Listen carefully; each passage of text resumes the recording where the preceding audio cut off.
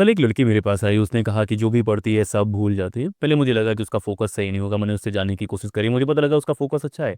वो 8-10 घंटे पढ़ती भी है, लेकिन क्या दिक्कतें आती हैं कि उसको याद नहीं होता। सबसे बड़ी जो दिक्कत आ रही थी, वो अपने ब्रेन को ट्रेन ही नहीं कर रही थी। अब ब्रेन की ट्रेनिंग क्या होती है उसके बारे में बातें करते हैं। आपने जिम जाते हुए लोगों को देखा होगा कि लोग जिम जाते हैं, मसल्स बनाते हैं, फेस पे बल्की हो जाते हैं, सब करते हैं, लेकिन कभी ब्रेन की ट्रेनिंग करी? आपका ब्रेन भी ट्रेनिंग डिमांड करता है। दोस्तों, मेरा नाम है संदीप, मैंने पीएचडी करा है जीनियस, और मैं आज आपको बताने वाला हूँ अपने एक्सपीरियंस से कि कौन सी एक्सरसाइज है जिससे आप अपने ब्रेन को ट्रेन कर सकें। न्यूरो साइंस में इतना ज़्यादा वर्क हुआ है कि ब्रेन कैसे याद रखता है, कैसे चीज़ें वर्क करती हैं, लेकिन आप में से ज़्यादातर लोग उन चीज़ों को पढ़ने की कोशिश नहीं करते। मैं बहुत बार बोलने की कोशिश करता हूँ कि ब्रेन की ट्रेनिंग अगर आप कर लेते हैं तो आप ज़्यादा बेहतर बन जाते हैं। अब्राहम लिंकन की एक लाइन है कि अगर मुझे 6 घंटे दिए जाएं किसी काम को करने के लिए, तो पहले 4 घंटे में उस कुल्हाड़ी की धार तेज करने में लगाऊं। लेकिन आप में से ज्यादातर लोग कुल्हाड़ी की धार तेज नहीं करते। कोई किताब मिलती है, उठा के पढ़ने लग जाते हो, कोई एग्जाम होता है, उठा के पढ़ने लग जाते हो, लेकिन ब्रेन बेस्ट स्पेस में कैसे रहेगा, कैसे सबसे एफिशिएंट रहेगा, उसके बारे में बातें नहीं करते। मैं आज आपको 5 साइंटिफिक तरीके बताने वाला हूं, जो अगर आप करते हैं तो आपका ब्रेन बहुत ही ज्यादा स्ट्रांग होगा, आपको ज्यादा याद होगा।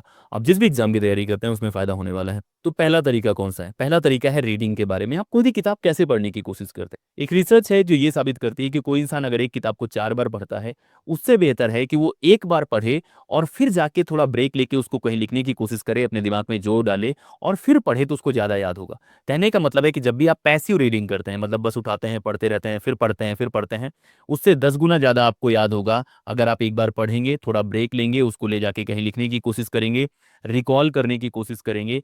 इस टेक्निक को बोलते हैं एक्टिव रिकॉल। कहने का मतलब है जो भी चीजें आप पढ़ने की कोशिश करते हैं, पढ़ने के बाद 1 घंटे आधे घंटे बाद बैठ के आपको याद करना है कि भाई क्या क्या बातें थी जो मैंने याद करने की कोशिश करी है। अगर आपको रिकॉल करेंगे तो आपके ब्रेन पे जोर पड़ेगा और दोबारा आप पढ़ेंगे तो सब याद हो जाएगा। इस काम को करने के और भी तरीके होते हैं। कुछ लोग क्या करते हैं, नोट्स उठाते हैं, उस पर लिखने लग जाते हैं। आप लिख के पूरा कंपाइल कर सकते हो।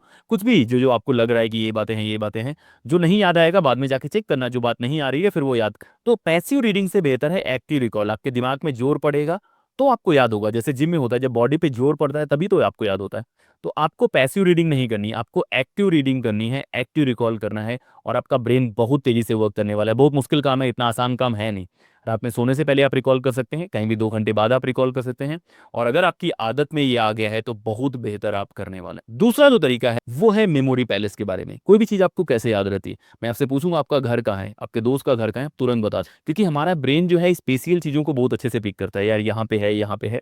तो सिमिलर ब्रेन के साथ क्यों नहीं होता जब हम डेट्स याद करते हैं? ये सिमिलर क्यों नहीं होता जब हम बाकी चीजें याद करते हैं? आपको क्या करना है, अपने घर का एक नक्शा बना। अपने घर का नक्शा बना लिया कि आपका दरवाजा है, एक रूम यहाँ है, 2 रूम है, 3 रूम है, ऐसे से करके जाना है। जब भी आप रूम में इंटर करते हैं, आप पहले रूम को एक लोकेशन का नाम दे देना है, एक बात का नाम दे। मान लो कि पहले ही रूम पे आप पहुंचते हैं, उसको नाम दे देते हैं कि ये 1947 है। उसका दूसरा जब रूम इंटर करते हैं उसको आप नाम दे देते हैं 1964 के बारे में। फिर ऐसे ऐसे कर करके अलग अलग रूम को अलग अलग चीजों से आप टैग कर सकते हैं, आपको बहुत बेहतर याद होने वाला है।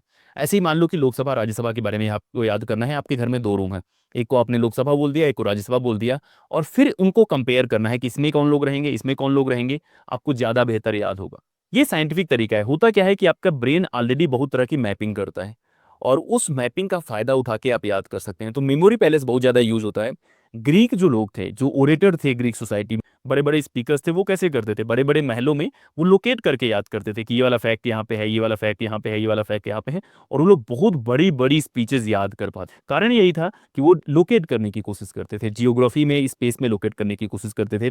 कुछ भी एब्स्ट्रैक्ट नहीं था, इस वजह से याद हो जाता था। तो अभी तक मैंने आपको 2 तरीके बताए ब्रेन की एक्सरसाइज करने का। एक तो एक्टिव रिकॉल करना है, दूसरा आपको मेमोरी पैलेस करना है, तीसरा तरीका है स्पेस्ड रिपीटिशन का। स्पेस्ड रिपीटिशन क्या होता है वो तो हम पहले भी जान चुके हैं, लेकिन अभी मैं आपको बताने की कोशिश करता हूँ ये कैसे वर्क करता है। आप कोई भी चीज आज पढ़ने की कोशिश कर, 5 घंटे बाद उसका कितने परसेंट भूल जाएगा आपको पता है? 40 से 50%। एक दिन बाद लगभग 60% आपका भूल जाएगा, एक हफ्ते बाद 70% भूल जाएगा, एक महीने बाद 90% भूल जाएगा। इस चीज को बोलते हैं फॉरगेटिंग कर्व। 1885 में एक साइंटिस्ट हुए हैं, उन्होंने ये बात पता लगाई कि भाई ब्रेन कैसे वर्क करता है, कि ब्रेन के पास कोई भी इन्फॉर्मेशन आती है उसे अलग अलग जगह स्टोर करने की कोशिश करता है, लेकिन सारी इन्फॉर्मेशन उसको उतनी इंपॉर्टेंट नहीं लगती। इस वजह से वो कुछ चीजें मिटाता रहता है, क्योंकि ब्रेन की तो लिमिटेशंस है। लेकिन इस चीज को आप काउंटर कर सकते हैं। कोई भी बात ज्यादा इंपॉर्टेंट है ये कैसे पता लगता है? ब्रेन को आप कैसे कन्विंस करेंगे कि नहीं यार ये वाली बात ज्यादा इंपॉर्टेंट है? आपने कभी किसी से प्यार करा है? आप दिन में 4 बार उसको याद करते हैं। आप किससे प्यार नहीं करते उसको एक बार भी याद नहीं करते।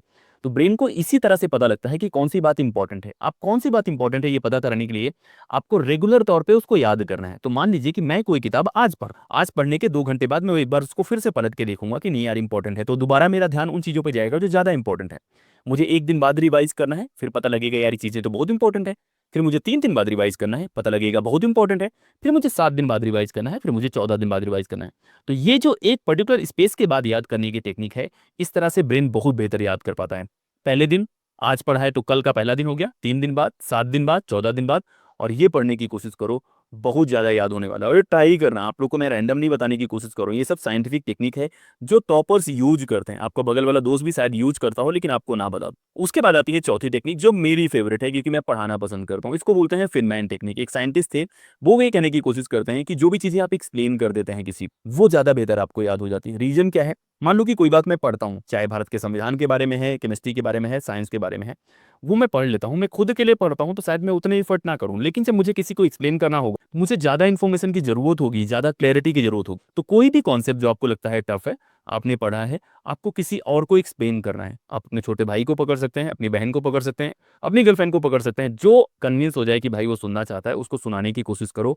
और जब आप सुना लोगे, उसमें भी प्रोसेस है कि आपने कोई बात अभी पढ़ी, 3 घंटे 5 घंटे बाद एक्सप्लेन करेंगे, और फिर आपको नोट डाउन करना है कि कौन कौन सी बातें थी जो आप नहीं बता पाए। मान लेते हैं कि आपने 10 बातें पढ़ी थी, वहां जाके आप 6 बातें बता पाए, वो 4 बातें कौन सी थी जो आप नहीं बता पाए, उनको फिर से प्रैक्टिस करना है, फिर से एक्सप्लेन करना है।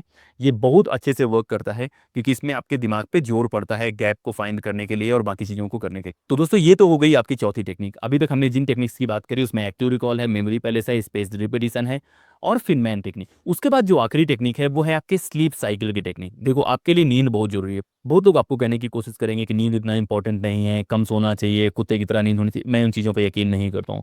नींद सबसे इंपॉर्टेंट है क्योंकि नींद ही है जिसकी वजह से आपकी मेमोरी बनती है। आप कोई चीज़ याद कर पाएंगे नहीं कर पाएंगे, वो एक अच्छी नींद पे डिपेंड होता है।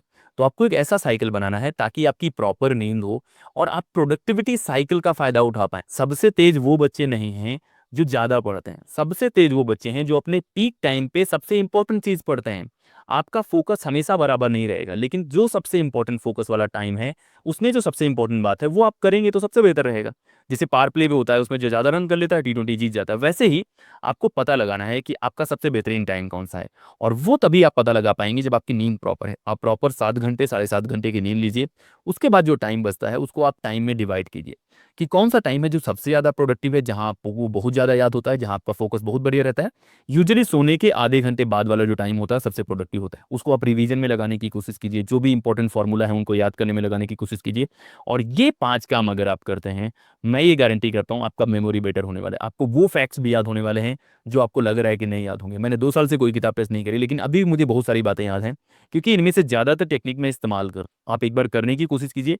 मैं ये नहीं कह रहा हूँ कि आप 1 हफ्ते करेंगे तो एकदम परफेक्ट हो जाएंगे। आपको 21 दिन का चैलेंज लेना है और उसके बाद देखना है, और जो भी चैलेंज है इसको पब्लिकली आपको बताना है, आपको मुझे बताना है, बाकी लोग को बताना है कि भाई 21 दिन तक इनमें से इतनी टेक्निक्स मैं इस्तेमाल करने वाला हूँ। अब आपको क्या करना है, ना सिर्फ पब्लिकली सबको बताना है कि आप ये करने वाले हैं, आपको मुझे भी बताना है। आप कमेंट करो कि इनमें से कितनी टेक्निक आप इस्तेमाल करने वाले हैं। आपको एक नाम लिखना है अपना कि मेरा नाम ये है और मैं 21 दिन तक ये वाली टेक्निक इस्तेमाल करने वाला हूँ। उसके बाद हम नया वीडियो लेके आएंगे, इसी तरह की हम लोग बातें करते रहेंगे। इस वीडियो में इतना ही। जय